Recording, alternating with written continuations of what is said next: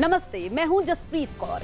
News 18 पूरे भारत से लगातार कोरोना वायरस से जुड़ी खबरें आप तक पहुंचा रहा है। देश में 21 दिन का लॉकडाउन है।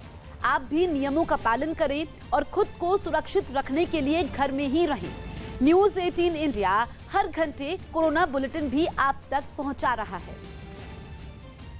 पीएम नरेंद्र मोदी ने एक ट्वीट के जरिए आज रात 9 बजे 9 मिनट के लिए लाइट बंद करने की अपील को याद दिलाया है, जिसके लिए उन्होंने #9PM 9 मिनट ट्वीट किया है।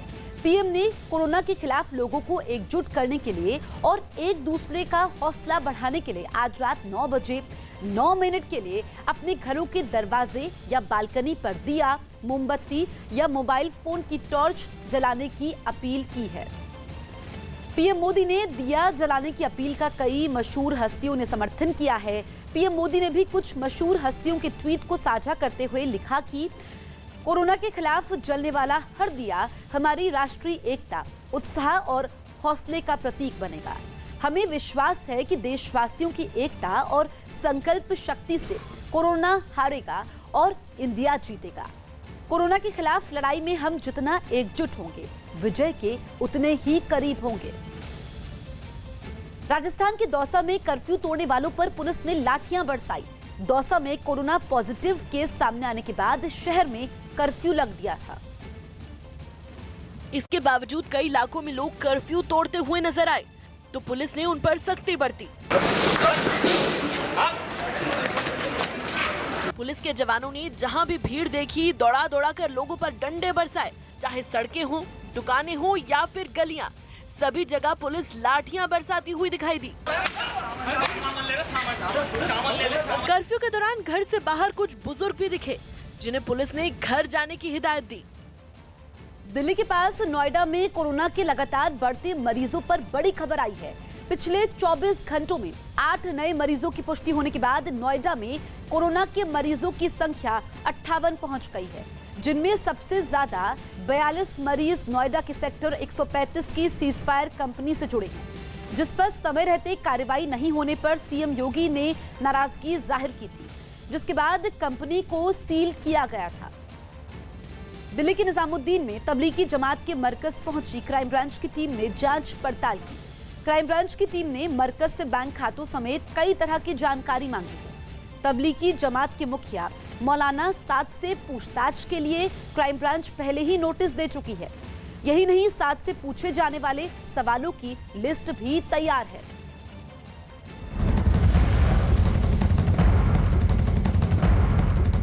और एक बड़ी खबर इस वक्त आ रही है। नोएडा के डीएम ने तमाम शैक्षणिक संस्थानों को निर्देश दिए हैं कि वो छात्रों के अभिभावकों पर फीस भरने के लिए दबाव ना डाले। ऐसा करना ठीक नहीं होगा और जितने भी छात्र हैं उनकी ऑनलाइन टीचिंग लगातार जारी रहे, इसमें कोई बाधा ना आए। इस तरह के आदेश का उल्लंघन करने पर सख्त कार्रवाई होगी, ये भी गौतम बुद्ध नगर के डीएम ने आदेश जारी कर दिया है। साफ तौर पर उन शैक्षणिक संस्थानों पर जिनके लिए ये खबर या शिकायत रही हो पालकों की ओर से कि वो ऐसे मौके में भी, लॉकडाउन के वक्त भी स्कूल की फीस भरने के लिए दबाव डाल रहे हैं, लेकिन इनके लोग के खिलाफ सख्त कार्रवाई के भी आदेश अब डीएम ने दिए हैं। डॉक्टर, वैज्ञानिक, जानकार सभी मानते हैं कि कोरोना वायरस से बचाव का सिर्फ एक तरीका है, सावधानी। और हम सभी अपनी सेहत के लिए वो सावधानियां बरत रहे हैं। लेकिन जापान में कोरोना वायरस को लेकर एक नया शोध हुआ है, जिसके बाद ये कहा गया कि अब तक हम जितनी सावधानी बरत रहे हैं, सिर्फ उतनी सावधानियां काफी नहीं है। शोध का नतीजा बेहद चौंकाने वाला है, क्योंकि शोध के बाद ये पता चल रहा कि हमारे आपस में बातचीत करने से भी संक्रमण हो सकता है। इसलिए ये रिपोर्ट देखना हम सभी के लिए बेहद जरूरी है। कोरोना वायरस कैसे फैलता है? पहला, किसी संक्रमित इंसान के संपर्क में आने से, यानी अगर किसी कोरोना पॉजिटिव शख्स की ड्रॉपलेट्स यानी सूक्ष्म संक्रमित छींटें आपके शरीर में पहुंच जाएं, तो आप भी संक्रमित हो सकते हैं। दूसरा, अगर आप ऐसी किसी चीज को छूते हैं जो पहले से संक्रमित है, तो वो संक्रमण आप तक भी पहुंच सकता है।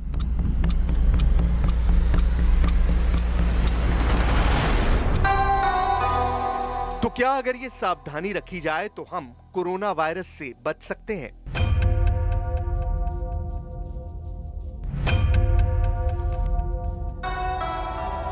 नहीं, जापान में एक ताजा शोध का नतीजा बेहद चौंकाने वाला है, जो कहता है कि संक्रमित इंसान की माइक्रो ड्रॉपलेट्स यानी छींकते वक्त निकलने वाली अत्यंत सूक्ष्म छींटें भी ये बीमारी फैला सकती हैं, जिस पर अब तक किसी का ध्यान नहीं गया था। इस शोध के लिए जापान के वैज्ञानिकों ने हाई सेंसिटिविटी कैमरे का इस्तेमाल किया, जिससे इंसान की छींक से निकलने वाले ड्रॉपलेट्स को गौर से देखा गया, जिसमें पता चला कि जब कोई शख्स छींकता है तो उस छींक से निकलने वाले बड़े ड्रॉपलेट्स यानी बड़ी छींटें कुछ ही देर में नीचे बैठ जाती हैं, लेकिन माइक्रो ड्रॉपलेट्स यानी सूक्ष्म छींटें काफी देर तक हवा में तैरती रहती हैं। यानी अगर कोई संक्रमित शख्स छींकता है तो काफी देर तक उसके आसपास संक्रमण का घेरा बन सकता है, जो आसपास मौजूद लोगों के लिए किसी खतरे से कम नहीं। इस शोध में एक चौंकाने वाली बात और सामने आई। शोध के दौरान देखा गया कि जब दो शख्स कुछ दूरी पर रहकर आपस में बातचीत करते हैं तो भी बातचीत के दौरान मुंह से सूक्ष्म ड्रॉपलेट्स निकलते हैं और काफी देर तक हवा में ही मौजूद रहते हैं। वैज्ञानिकों का मानना है कि अगर कोई संक्रमित शख्स बातचीत भी कर रहा है तो सामने वाले पर संक्रमित होने का खतरा बढ़ सकता है। वैज्ञानिकों के मुताबिक ये खतरा और बढ़ सकता है जब कमरा बंद हो या जगह छोटी हो। ये सब कुछ इस तरह भी समझिए। मान लीजिए किसी कमरे में मौजूद एक शख्स खांसता है तो कैमरे पर नीले और हरे रंग में दिखाई देते बड़े ड्रॉपलेट्स कुछ पल में ही सतह पर चले जाते हैं, लेकिन लाल रंग में दिखाई देते ये माइक्रो ड्रॉपलेट्स यानी मुंह से निकली बेहद सूक्ष्म छींटें बंद कमरे में लगातार बनी रहती हैं। 5 मिनट बाद भी, 20 मिनट बाद भी, मतलब इंसान के छींकने के करीब 20 मिनट तक ये माइक्रो ड्रॉपलेट्स हवा में ऐसे ही तैर सकते हैं। यानी कोई शख्स इनसे संपर्क में आया तो संक्रमित हो सकता है। 15-20 मिनट तो हवा में रहता है, फिर जब सेटल होता है सरफेसेस में, जैसे डोर नॉब्स में हो गया या किसी वो साइड रेलिंग्स में हो गया या टेबल पे हो गया कमरे में, ये कई घंटे रहते हैं उस पे। तो क्या ऐसे सूक्ष्म ड्रॉपलेट से बचना मुश्किल है? नहीं, उसके भी तमाम रास्ते हैं। कई बार जब एग्जॉस्ट चलता है तो हवा का सर्कुलेशन होता है। हवा का सर्कुलेशन तो एक चीज होता है, ठीक है ना, उससे ये सब हट जाते हैं। दूसरा, हमारे जो सरफेसेस है उसको भी हम डिसैनिटाइज कर सकते हैं। मास्क पहनना है ताकि हम जब छींकते हैं या खांसते हैं दूसरों को ना लगे।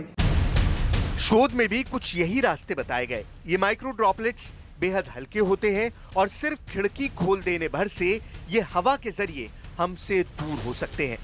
मतलब ये कि हमें कुछ और सावधानियों की जरूरत है। सामाजिक दूरी का सख्ती से पालन कीजिए, चेहरे पर मास्क लगा कर रखिए, घर पर वेंटिलेशन यानी हवा के आने जाने का रास्ता बना कर रखिए। कम से कम 1 घंटे में एक बार घर के खिड़की दरवाजे खोल लें। घर में एग्जॉस्ट फैन को चला कर रखिए। यानी छोटी सी सावधानी बड़े खतरे से बचा सकती है।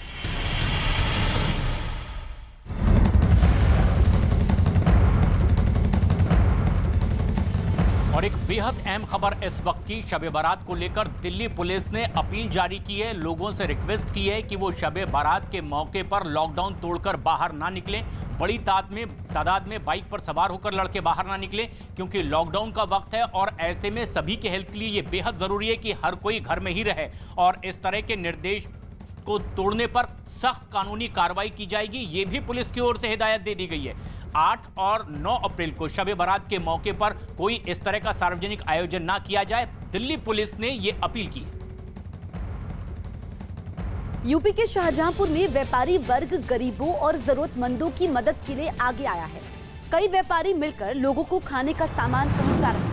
लोगों तक खाने और राशन के पैकेट पहुंचाने में पुलिस भी इनकी मदद कर रही है। इस काम के बीच लॉकडाउन का पालन भी हो रहा है, सावधानी भी बरती जा रही है। दिल्ली पुलिस की क्राइम ब्रांच की टीम निजामुद्दीन मरकज के भीतर दाखिल हुई। पुलिस की टीम ने मरकज के भीतर वीडियोग्राफी भी की, वहां की फोटोग्राफ भी लिए। मरकज के भीतर गई टीम में डीसीपी के साथ एसीपी समेत कई अधिकारी मौजूद थे। पुलिस के सूत्रों के मुताबिक मरकज के अंदर से जो भी दस्तावेज मिलेंगे उन्हें जांच टीम अपने कब्जे में लेगी। दिल्ली की तबलीगी जमात के कार्यक्रम में शामिल होने के बाद 2 दिन पहले लातूर पहुंचे 20 लोगों में 8 लोगों की कोरोना रिपोर्ट पॉजिटिव आई है। सभी 8 लोग आंध्र प्रदेश के रहने वाले हैं। जानकारी के मुताबिक दिल्ली की तबलीगी जमात के कार्यक्रम में शामिल हुए 20 लोग सड़क के रास्ते वापस आंध्र प्रदेश में दाखिल होने की कोशिश में थे, लेकिन जिस गाड़ी में सवार होकर ये लोग आए थे उसने सभी को 2 दिन पहले लातूर के निलंगा तहसील में छोड़ दिया, जिसके बाद ये सभी 20 लोग वहां की एक मस्जिद में ठहरे हुए थे। इस बात की जानकारी मिलने के बाद लातूर पुलिस और स्वास्थ्य विभाग सभी को जिला अस्पताल लाई, उनकी जांच करवाई गई। टेस्ट के बाद 8 लोगों की रिपोर्ट पॉजिटिव पाई गई है, जबकि बाकी 12 लोगों की रिपोर्ट नेगेटिव है। हालांकि उन्हें भी एहतियातन क्वारंटीन किया गया है। कोरोना वायरस की मार झेल रहे अमेरिका के कैलिफोर्निया में करीब 25 से 30 नर्सों ने एक अस्पताल के बाहर विरोध प्रदर्शन किया। इन नर्सों ने आरोप लगाया कि अस्पताल प्रशासन कोरोना वायरस पीड़ित मरीजों के इलाज के वक्त संक्रमण से बचने के लिए उन्हें मास्क और जरूरी उपकरण मुहैया नहीं करवा पा रहा है, जिसके खिलाफ अपनी नाराजगी जताने के लिए इन नर्सों ने अस्पताल के बाहर प्रदर्शन शुरू कर दिया। नर्सों ने हाथ में पोस्टर और तख्तियां पकड़कर जमकर नारेबाजी की। नर्सों ने बताया कि बिना सुरक्षा उपकरण के कोरोना वायरस पीड़ित मरीजों के इलाज के दौरान अगर उन्हें संक्रमण होता है तो उनके जरिए ये और लोगों में भी फैल सकता है। Our hospital says that we want to protect the community all that we can, but if we're silent carriers because we're not adequately protected and we're carrying it around the community, it's not doing anything for anybody. अस्पताल के बाहर प्रदर्शन के दौरान इन नर्सों ने social distancing का ध्यान रखते हुए एक साथ मार्च भी किया। निजामुद्दीन इलाके में कोरोना वायरस के खिलाफ लड़ाई लड़ने वाले पुलिस कर्मियों का भी टेस्ट किया जा रहा है। आज निजामुद्दीन थाने के भीतर उन 50 पुलिस कर्मियों का टेस्ट किया गया जो पिछले कई दिनों से इस इलाके और थाने में मुस्तैदी से अपनी ड्यूटी निभा रहे थे। डॉक्टरों की टीम ने थाने के भीतर मौजूद पुलिस कर्मियों की जांच की, उनका टेम्परेचर और ब्लड प्रेशर चेक किया गया। पीएम मोदी ने आज रात 9 बजे 9 मिनट तक दिए, मोमबत्ती और मोबाइल फोन की फ्लैश लाइट जलाने की अपील की है। कोरोना के खिलाफ जंग में सामूहिक शक्ति दिखाने के लिए की गई पीएम मोदी की इस अपील के बाद दूसरे लोग भी बढ़ चढ़कर इस कार्यक्रम में हिस्सा लेने की अपील कर रहे हैं।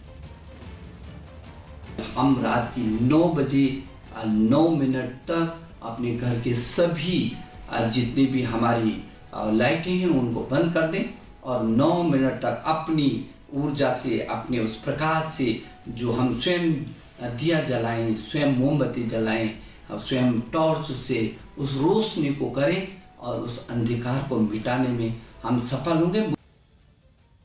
5 अप्रैल रात 9 बजे 9 मिनट तक या तो हम दिया जलाएं, या तो टॉर्च जलाएं, या मोमबत्ती जलाएं, या फिर मोबाइल का फ्लैश जलाएं, या कैसे भी एक प्यारी सी रोशनी प्रकट करें, क्योंकि कोरोना वायरस के खिलाफ इस जंग में हमारी एकजुटता दिखनी भी चाहिए।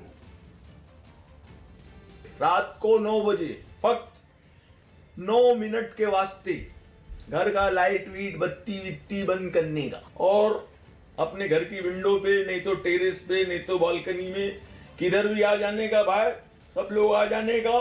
हाँ, और उधर टार्च, अगर टार्च है ना तो टार्च ऐसा लाइट ऐसा करने का। हाँ, मोबाइल का फ्लैश लाइट भी ऐसा करने का, नहीं तो दिया जलाएंगे ना, दिया वो दिया जो जलने के बाद ऐसा ऐसा हिलेगा भाई, ऐसा दिया जलाने का, ये सब आके जलाने का, यही टाइम है यूनिटी दिखाने का। चंडीगढ़ के अलग अलग सेक्टर में चंडीगढ़ रेजिडेंट वेलफेयर एसोसिएशन से जुड़े लोगों ने घर घर जाकर मोमबत्तियां बांटी और आज रात 9 बजे पीएम नरेंद्र मोदी की अपील को कामयाब करने के लिए लोगों का साथ मांगा। रेजिडेंट वेलफेयर एसोसिएशन के मुताबिक इस वक्त पूरे देश को एकजुट होकर कोरोना जैसी महामारी का सामना करना चाहिए और पीएम के आह्वान पर एकजुटता दिखाकर कोरोना वायरस से लड़ रहे योद्धाओं को शुक्रिया कहना चाहिए। RWA ने मुहिम उठाई कि वो क्योंकि लॉकडाउन है, लोग घरों से बाहर नहीं जा पा रहे, तो एक जने से सोर्स करके वो अपने ब्लॉक के अंदर सोशल डिस्टेंसिंग मेंटेन करते हुए घरों में जाके मोमबत्तियां दे रहे हैं और साथ ही रिक्वेस्ट कर रहे हैं कि 9 बजे 9 मिनट के लिए आप लोगों ने कैंडल जलानी है। दिल्ली स्टेट कैंसर इंस्टीट्यूट में नर्सिंग स्टाफ के 2 कर्मचारियों को कोरोना की पुष्टि हुई है, जिसके बाद इंस्टीट्यूट से करीब 47 लोगों के सैंपल जांच के लिए भेजे गए हैं। इससे पहले दिल्ली सरकार के इस अस्पताल के एक डॉक्टर समेत 4 मेडिकल स्टाफ कोरोना पॉजिटिव मिले थे। दिल्ली में कोरोना वायरस के मामले बढ़ने के बाद नगर निगम ने कई इलाकों में सैनिटाइजेशन का काम तेज कर दिया। दिल्ली के भीड़भाड़ वाले इलाकों के अलावा अब रिहायशी इलाकों को भी सैनिटाइज किया जा रहा है, जिसकी एक झलक पूर्वी दिल्ली के झील खुरेजी इलाके में दिखी, जहां नगर निगम के कुछ कर्मचारी एक टैंकर की मदद से पूरे इलाके को सैनिटाइज करते दिखाई दिए। इस वक्त हम मौजूद है दिल्ली के झील इलाके में, जहां पर सैनिटाइजेशन का काम चल रहा है। ईस्ट एमसीडी के द्वारा आप देखेंगे कि सड़कें, दुकानें, गलियों को सैनिटाइज करने का काम किया जा रहा है। इस दौरान निगम के कुछ कर्मचारी कोरोना से बचने के लिए लोगों को जागरूक करते भी दिखाई दिए और सोशल डिस्टेंसिंग का ध्यान रखने की अपील भी की। 1 से 1.5 मीटर की दूरी निश्चित रूप से बनाकर रखें। नगर निगम के अधिकारी ने बताया कि पूर्वी दिल्ली में रोजाना इसी तरह की 20 गाड़ियों से सैनिटाइजेशन का काम किया जा रहा है। जाने माने फिल्म अभिनेता और गोरखपुर से बीजेपी के सांसद रवि किशन ने अपने ही अंदाज में पीएम की अपील का समर्थन किया। कोरोना वायरस की वजह से लागू लॉकडाउन के समय पीएम नरेंद्र मोदी ने आज रात 9 बजे 9 मिनट के लिए घरों की लाइट को बुझाकर दिया और मोमबत्ती से रोशनी करने का जो आह्वान किया, उसी बात को दोहराते हुए रवि किशन ने लोगों से अपील की है कि ऐसा करके हम कोरोना के खिलाफ चल रही लड़ाई में अपनी एकजुटता का प्रदर्शन करेंगे। दिया जलाना, 1 कैंडल, देश के नाम, भारत के नाम, मानवता के नाम, आज रात 9 बजे। सोचिए, जैसे नीचे से आसमान दिख रहा है आजकल, सारे तारे दिखाई दे रहे हैं, इतना सुंदर। टॉप सैटेलाइट से पूरा मेरा देश कितना सुंदर लगेगा और एक विश्व में इतना सुंदर, इतना अद्भुत सा एक संदेश आ जाएगा कि हाँ, हम सब एक हैं। साध्वी ऋतंभरा ने पीएम नरेंद्र मोदी के दिया जलाने के आह्वान का समर्थन करते हुए लोगों से अपील की है कि कोरोना की लड़ाई को जीतने के लिए हम सभी को एक होकर दिखाना जरूरी है। पीएम की अपील को दोहराते हुए साध्वी ने कहा कि इसे सफल बनाकर हम दुनिया को अपनी इच्छा और शक्ति दोनों ही दिखा सकते हैं। आज रात को 9 बजे 9 मिनट तक दिया हाथ में रखना है। हमारे देश के प्रधानमंत्री नेता नहीं है, महानायक हैं। पश्चिम का जगत अपने आर्थिक नुकसान का आकलन कर रहा है और हमारे देश के प्रधानमंत्री जन धन को सर्वोपरि मानते हैं। इससे बड़ा सौभाग्य भारतवासियों का और दूसरा नहीं हो सकता, इसलिए जो वो कहते हैं वो करिए। राजस्थान के भरतपुर में एक चौंका देने वाला मामला सामने आया है। कोरोना की वजह से लॉकडाउन के बीच वहां एक महिला के पति ने आरोप लगाया कि उनकी गर्भवती पत्नी को मुस्लिम होने की वजह से सरकारी अस्पताल में भर्ती करने से इनकार किया गया, जयपुर रेफर किया गया। महिला के पति के मुताबिक रास्ते में डिलीवरी होने से बच्चे की मौत हो गई। अब पीड़ित दंपति कार्रवाई की मांग कर रहे हैं। मामले की जानकारी मिलने के बाद राजस्थान के पर्यटन मंत्री ने इसे बेहद शर्मनाक घटना करार देते हुए अस्पताल प्रशासन को जांच के आदेश दे दिए हैं।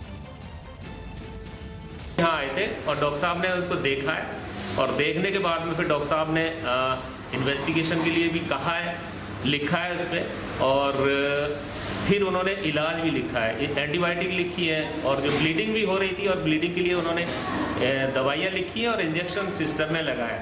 क्योंकि अब जब डिलीवर्ड हुआ है तो देखा है बच्चा एनेन्सेफेली है, यानी कि बच्चे का सिर बहुत छोटा है, इसी वजह से उसका एवर्शन हुआ। मेरे साथ जो इन्होंने गद्दारी की है, मेरे बच्चे को मेरे से छीना है। मेरा मानना है मेरे बच्चे को हॉस्पिटल के सभी प्रशासन अधिकारियों ने सबने मेरे बच्चे को मेरे हाथ से छीना है, तो मुझे न्याय मिले और इनको सख्त से सख्त इन पर कार्रवाई हो। लॉकडाउन के बीच अपनी ड्यूटी कर रहे पुलिसकर्मियों के लिए भी क्वारंटीन सेंटर तैयार किए गए हैं। दिल्ली के द्वारका में एक ऐसा ही सेंटर बनकर तैयार है। पुलिस वालों के कोरोना से संक्रमित होने के हालात में उन्हें ऐसे ही क्वारंटीन सेंटरों में रखा जाएगा। इस क्वारंटाइन सेंटर में जरूरत के हिसाब से बेड का इंतजाम है। साथ ही ऐसे क्वारंटीन सेंटर में दूसरी जरूरी सुविधाओं का भी ख्याल रखा गया है। जो भी स्टाफ हमारा जिसमें इस तरह के सिम्टम्स आते हैं या जो बीमार होते हैं अपनी ड्यूटी के दौरान, उन लोगों को यहाँ पर रखने की व्यवस्था है और इसमें करीब 12 बेड अभी लगाए गए हैं और यहाँ पर साफ़ सफाई और सैनिटाइजेशन का पूरा इंतज़ाम है और इसी के साथ यहाँ पानी की व्यवस्था और फर्स्ट एड किट जो होता है वो भी इसमें यहाँ दिया गया है। और भविष्य में अगर ज़रूरत पड़ेगी और कुछ हमारे अगर जवान या ऑफिसर्स अगर और ज़्यादा कोई बीमार होते हैं, इस तरह के सिम्टम आते हैं, उसको हम और आगे एक्सटेंड कर लेंगे और सेंटर भी बनाए जा सकते हैं। पीएम मोदी ने आज रात 9 बजे 9 मिनट के लिए सभी लाइटें बंद कर घरों में दिया, मोमबत्ती और मोबाइल फोन की फ्लैश लाइट जलाने की अपील की है। पीएम की इस अपील के बाद लोग इस कार्यक्रम में बढ़ चढ़कर हिस्सा लेने के लिए तैयारी कर रहे हैं। पीएम की अपील के बाद दियो और मोमबत्ती की बिक्री बढ़ गई है। जो भी लोग जरूरी सामान लेने घर से निकल रहे हैं वो दुकान से दिए और मोमबत्तियां जरूर ले रहे हैं। हमारे कस्टमर आ रहे हैं, जो देख रहा है वो लेके जा रहा है। इससे अच्छा लग रहा है कि हम ऐसे मॉल में भी अच्छा त्यौहार मना रहे हैं, एक तरह से हम दिवाली मना रहे हैं। जैसे लास्ट टाइम हुआ था, घंटी बजा के शंख बजा के हमने एक फेस्टिवल जैसा माहौल क्रिएट किया था हमारे मोदी जी ने।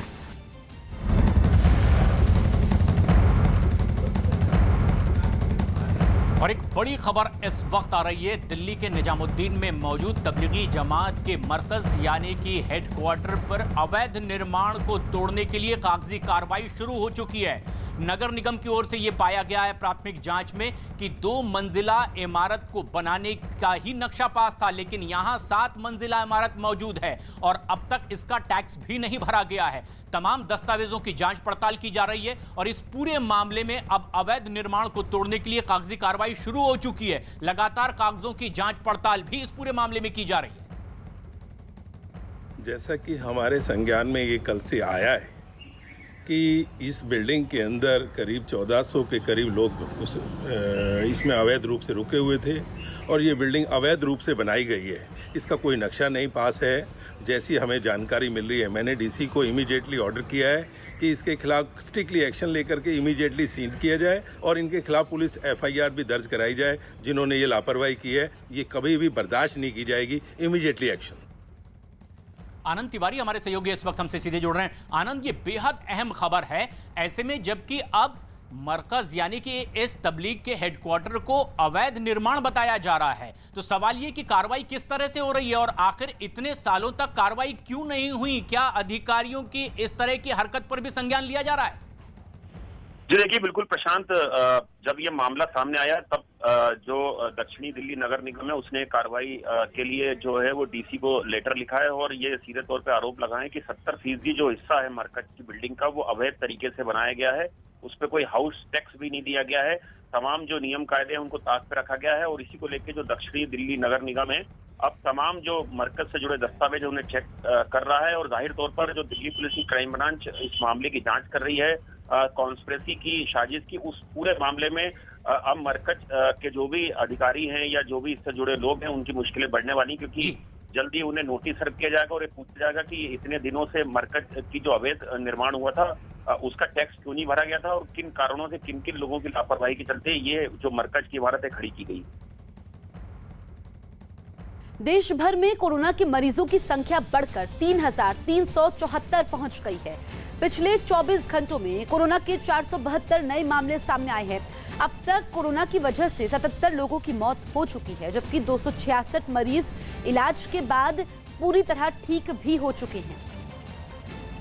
अमेरिका के राष्ट्रपति डोनाल्ड ट्रंप ने पीएम मोदी से हाइड्रोक्सीक्लोरोक्विन नाम की दवा मुहैया करवाने की गुजारिश की है। दुनिया भर में कोरोना पर मचे कोहराम के बीच भारत ने पिछले महीने कुछ दवाओं के निर्यात पर प्रतिबंध लगा दिया था, जिनमें मलेरिया के इलाज में इस्तेमाल होने वाली दवा हाइड्रोक्सीक्लोरोक्विन भी शामिल है। ऐसे में राष्ट्रपति ट्रंप ने पीएम से बात कर इस दवा को मुहैया करवाने का निवेदन किया। ट्रंप ने दावा किया कि पीएम मोदी ने उन्हें इस बारे में भरोसा दिया है। अमेरिका में हाइड्रोक्सीक्लोरोक्विन दवाई का कोरोना के इलाज में इस्तेमाल करने की मंजूरी दी गई है। यही वजह है कि अमेरिका में इस दवा की मांग काफी बढ़ गई है। Prime Minister Modi of India this morning, they make large amounts of hydroxychloroquine, very large amounts, frankly. And I said they had a hold because, you know, they have 1.5 billion people and they think a lot of it. And I said I'd appreciate if they would release the amounts that we ordered, and they are giving it serious consideration. Lockdown की वजह से आवारा जानवरों को खाना नहीं मिल पा रहा है। यूपी के शाहजहांपुर में कुछ छात्रों ने गली मोहल्ले में घूमने वाले जानवरों को खाना खिलाया। ये छात्र आपस में मिलकर पैसे जमा कर रहे हैं। उन पैसों से इन जानवरों के लिए खाने पीने के सामान का इंतजाम भी कर रहे हैं। यूपी के झांसी में बाहर से आए कुछ मजदूरों को एक कॉलेज की इमारत में क्वारंटीन किया गया है, लेकिन क्वारंटीन के समय ये मजदूर नाचते गाते नजर आए। इससे जुड़ा एक वीडियो सामने आया है जिसमें मजदूर डांस करते नजर आ रहे हैं। हालांकि डांस करने के समय ये लोग एक दूसरे से उचित दूरी बनाकर नाचते दिखाई दिए।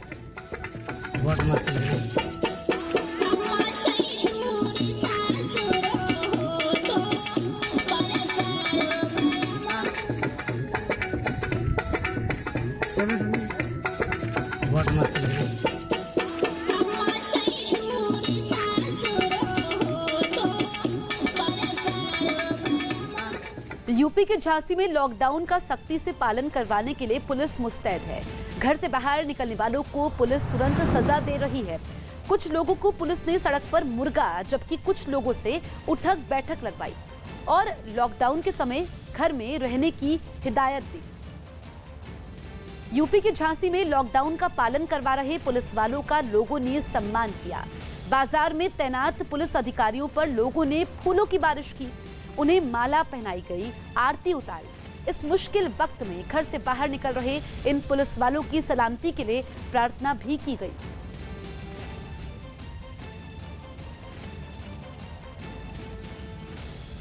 यूपी के फिरोजाबाद में लॉकडाउन के समय लोगों ने अपनी गलियों को सील कर दिया। गली के बाहर बाकायदा बैनर लगाकर बाहर के लोगों से गली में न आने की अपील की गई।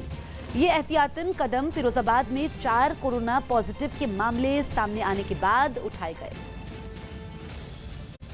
बिहार के मुंगेर में लॉकडाउन के बीच गरीबों और खाने की समस्या से जूझ रहे लोगों की मदद के लिए एक आदमी अपने स्तर पर लोगों को खाना बांटने का काम कर रहा है। पिछले 9 दिनों से ये खाने के पैकेट के लोगों तक पहुंचा रहा है। पीएम मोदी की अपील पर गरीबों को खाने के साथ साथ मोमबत्तियां भी देने का काम कर रहा है। तमिलनाडु के तुत्तुकुडी में एक गांव को तबलीगी जमात से लौटे एक आदमी के गांव में आने के बाद से क्वारंटीन किया गया, लेकिन जब प्रशासन के अधिकारी और मेडिकल टीम उस आदमी की जांच करने पहुंची तो गांव में हंगामा खड़ा हो गया। गांव के लोगों ने मेडिकल टीम पर हमला कर दिया। हंगामे के बीच लोगों ने मेडिकल टीम के सदस्यों के साथ धक्का मुक्की की, उनके कपड़े खींचकर उन्हें गाड़ी से बाहर निकालने की कोशिश करने लगे। हंगामे को देखते हुए प्रशासन ने पुलिस की मदद से तबलीगी जमात से लौटे आदमी और उसके परिवार को एम्बुलेंस से अस्पताल भेज दिया। ओडिशा के भद्रक में कोरोना का मरीज मिलने के बाद पूरे शहर को 48 घंटों के लिए पूरी तरह बंद किया गया है। सिर्फ भद्रक शहर को ही नहीं, उसके आसपास बसे गांवों को भी पूरी तरह से बंद करने का फैसला लिया गया है। पुलिस लगातार शहर में गश्त लगा रही है। ज्यादातर लोग घरों में ही हैं, लेकिन कुछ लोग नियमों की धज्जियां उड़ाकर सड़कों पर टहल रहे हैं। पुलिस ने ऐसे ही 9 लोगों को गिरफ्तार किया है जो बिना वजह सड़कों पर निकले थे।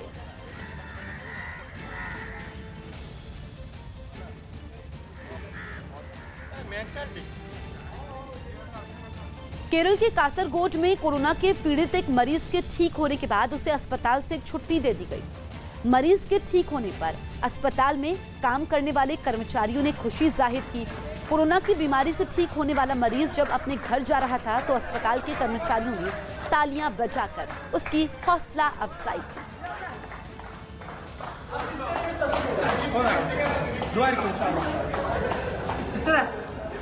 Thanks for everything.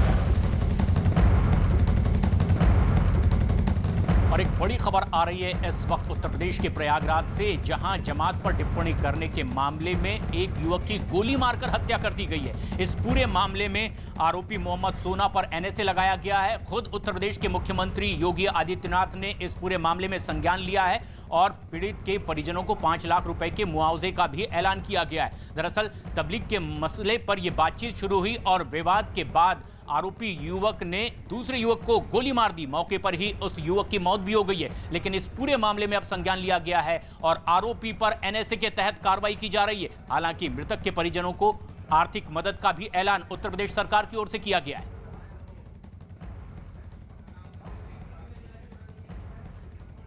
प्रयागराज से आई ये बेहद अहम खबर, जहां पता ये चला कि जमात को लेकर वाद विवाद आगे बढ़ता चला गया और आखिरकार मोहम्मद सोना नाम के युवक ने लोटन निषाद को गोली मार दी। सिर पर गोली लगने की वजह से मौके पर ही युवक की मौत हो गई है। लेकिन इस पूरे मामले पर खुद उत्तर प्रदेश के मुख्यमंत्री योगी आदित्यनाथ ने संज्ञान लिया है और आरोपी पर एनएसए के तहत कार्रवाई के आदेश दिए हैं। मृतक के परिजनों को 5 लाख रुपए के आर्थिक मुआवजे का भी ऐलान किया गया है।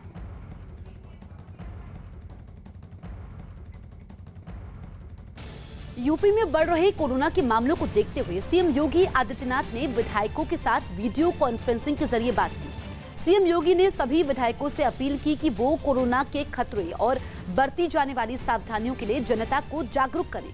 सीएम योगी ने सभी विधायकों से एक एक कर बात की, उनकी तरफ से दी गई जानकारियों को सुना।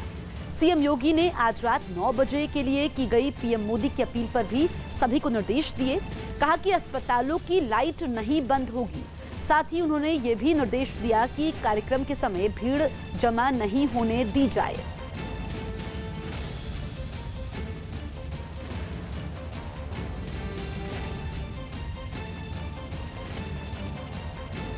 गुजरात के अरवली में सफाई कर्मियों का सम्मान किया गया। कोरोना की वजह से हुई लॉकडाउन के बीच लगातार शहर की साफ सफाई के काम में जुटे सफाई कर्मियों को शॉल और स्मृति चिन्ह देकर सम्मानित किया गया। नगर निगम के प्रमुख और मुस्लिम समाज के लोगों ने सफाई कर्मचारियों को सम्मानित किया। तमिलनाडु पुलिस लॉकडाउन तोड़ने वालों को अलग तरह से सजा दे रही है। वहां पुलिस बेवजह सड़कों पर घूमने वालों को पकड़ने के बाद सड़क पर ही उनसे कसरत करवा रही है। पुलिस लगातार लोगों से अपील कर रही है कि लॉकडाउन के समय लोग घरों में ही रहें। पुलिस लोगों को समझा रही है कि घरों में रहकर ही लोग कोरोना की खतरनाक बीमारी से बच सकते हैं। एशिया की सबसे बड़ी झुग्गी बस्ती मुंबई की धारावी कोरोना की चपेट में आती दिखाई दे रही है। वहां 2 दिनों पहले हुई एक मौत के बाद अब 2 और नए मरीज मिलने से हड़कंप है। अब तक धारावी में कोरोना के 5 मरीज मिल चुके हैं। बेहद घनी झुग्गी बस्ती होने की वजह से वहां बढ़ रहे कोरोना के मामलों ने प्रशासन की चिंता को बढ़ा दिया है। मध्य प्रदेश के इंदौर में पिछले 24 घंटों में कोरोना के 16 नए मरीज सामने आए हैं, जिनमें 10 मामले उस टाटपट्टी बाखल इलाके के हैं जहां कुछ दिनों पर कोरोना संदिग्ध महिला की जांच के लिए पहुंची स्वास्थ्य विभाग की टीम पर हमला किया गया था। कुछ लोगों पर मेडिकल टीम पर थूकने का भी आरोप लगा था। हालांकि एक दिन पहले इलाके के लोगों ने अपनी हरकत पर माफी मांगी थी, जिसके बाद इलाके में संदिग्ध लोगों की जांच भी की गई और इतनी बड़ी संख्या में कोरोना के मामले सामने आए। कोरोना के इन नए मरीजों के साथ ही इंदौर में कोरोना के कुल मरीजों की संख्या बढ़कर 128 पहुंच गई है। कर्नाटक के कलबुर्गी में पुलिस वालों ने लॉकडाउन तोड़ने वालों को सड़क पर ही योग करने की सजा दी। सड़क पर घूम रहे लोगों को पकड़ने के बाद पुलिस ने सभी से योग करवाया। साथ ही उन सबको हिदायत दी गई कि वो दोबारा इस तरह से सड़कों पर नहीं निकले। यही नहीं, वहां पीएम मोदी की आज रात 9 बजे 9 मिनट पर दिए, मोमबत्ती और मोबाइल फोन की फ्लैशलाइट जलाने की अपील के बाद लोगों को मोमबत्तियां बांटी गई।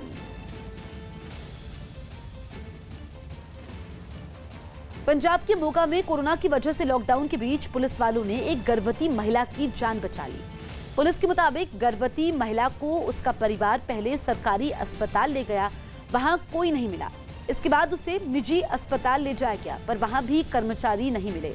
ऐसे में महिला के पति की परेशानी देखकर 2 पुलिस वालों ने 2 महिलाओं को बुलाया, जिन्होंने सड़क पर ही बच्चे का जन्म करवाने में मदद की। पुलिस वालों की मदद से महिला और बच्चा दोनों सुरक्षित हैं। जो इनका एक्ट है बिक्कर सिंह और सुखजिंदर सिंह कांस्टेबल का, ये एक बहुत बड़ा ह्यूमन एक्ट है और इसको बहुत अप्रिशिएट किया। डीजीपी पंजाब श्री दिनकर गुप्ता जी ने सुबह मेरे को खुद फ़ोन करके अप्रिशिएट किया मोगा पुलिस को, और इनको भी हम जो है अवार्ड सूटेबल अवार्ड जो है वो देंगे, जिसके लिए मैं अपनी रिकमेंडेशंस 1-2 दिन में डीजीपी साहब पंजाब को भेजना है।